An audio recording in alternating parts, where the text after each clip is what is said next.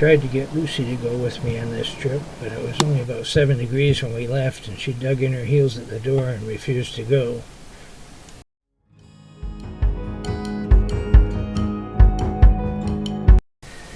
We're starting across from the high school and going up 313 for a little way and then turning right on Ashgrove Road.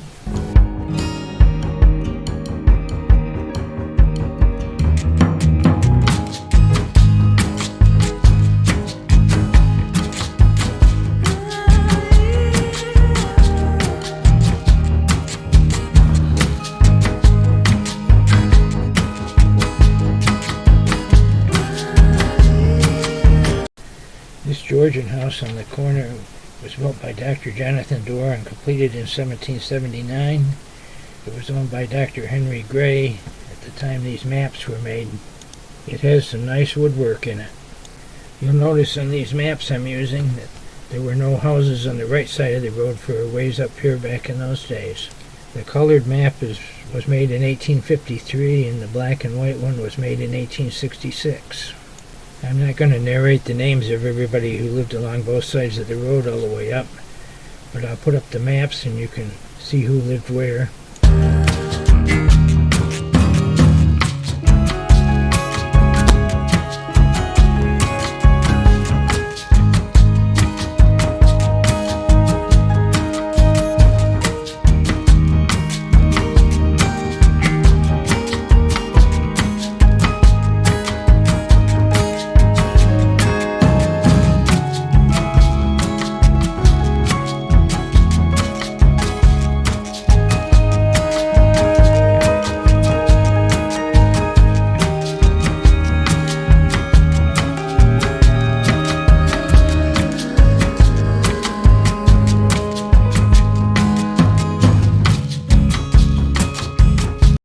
See here that in 1853 there was a woolen factory and a grist mill right close together.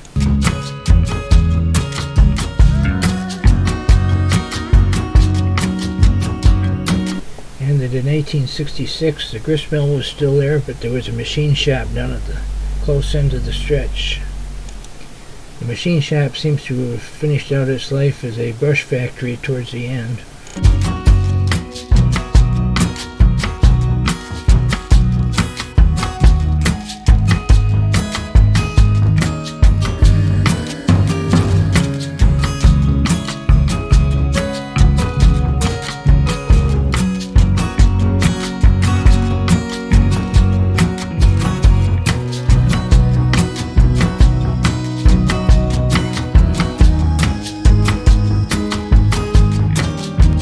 Here is where we leave Lot 8 of the old Cambridge patent and enter Lot 11 of the Schermerhorn patent.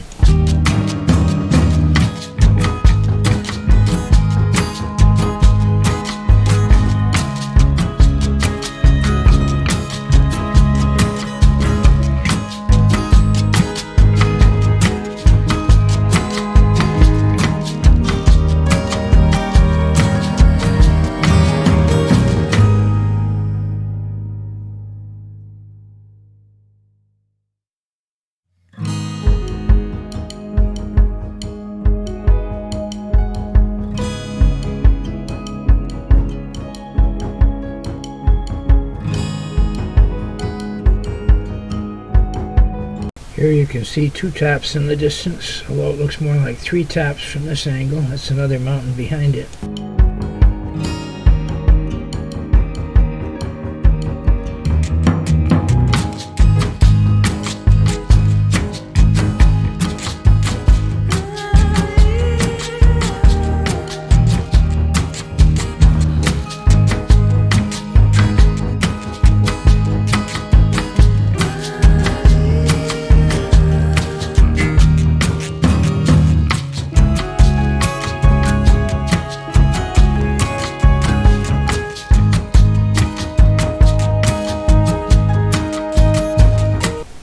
Coming into Ashgrove. This area was settled by Thomas Ashton and his relatives who came over from Ireland through New York City, settled up here and helped start a church here. It was named Ashgrove after them, probably Ashton's Grove originally, not because there were ash trees there. Just up the road here on the left is where the Second Methodist Episcopal Church in America was built. It was started by Philip Embury around 1770, and Thomas Ashton became involved in it. There's also the church cemetery on the left here. They built one building there which got too small, and they built a bigger one which was burned. And eventually they moved into Cambridge, where the building still is, but they're not meeting there anymore.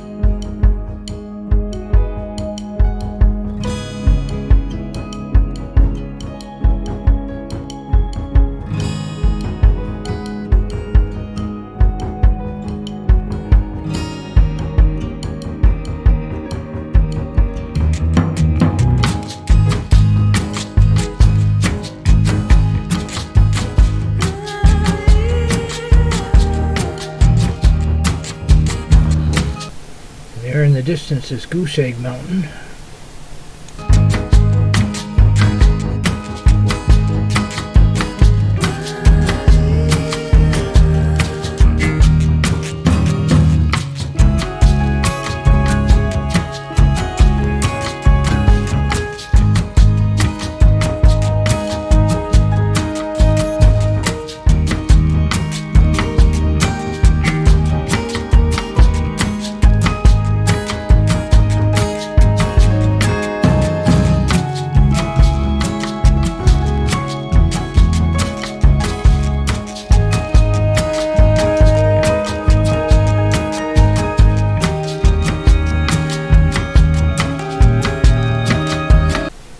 Here to the right, you turn off up into McKee Hollow if you want to see that.